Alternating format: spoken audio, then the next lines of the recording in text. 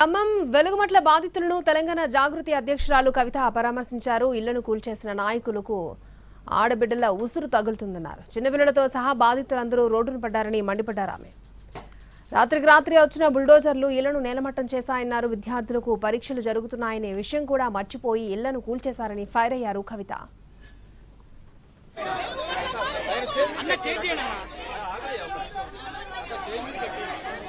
ఖమ్మం వెలుగుమట్ల బాధితులను తెలంగాణ జాగృతి అధ్యక్షురాలు కవిత పరామర్శించారు. ఇళ్లను కూల్చేసిన నాయకులకు ఆడబిడ్డల ఉసురు తగులుతుందన్నారు. చిన్నపిల్లలతో సహా బాధితులందరూ రోడ్డున పడ్డారని మండిపడ్డారు. ఆమె రాత్రికి రాత్రి వచ్చిన బుల్డోజర్లు ఇళ్లను నేలమట్టం చేశాయన్నారు.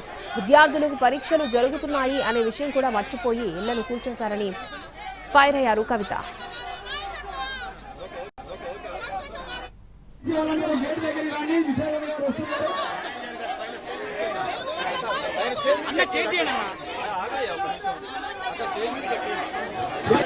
మిమ్మల్ని కలుసుకోవడం చాలా బాధాకరంగా ఉంది.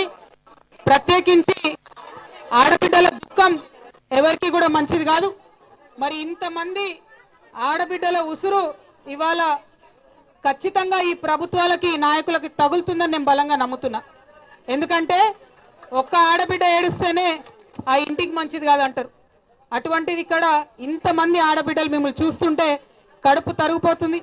చిన్న చిన్న పిల్లల్ని ఎత్తుకొని ఎగ్జామ్స్ జరుగుతున్నాయి, ఒక పక్కన స్కూళ్ళల్లోకి వాళ్ళు వెళ్ళి పరీక్షలు రాయాలి.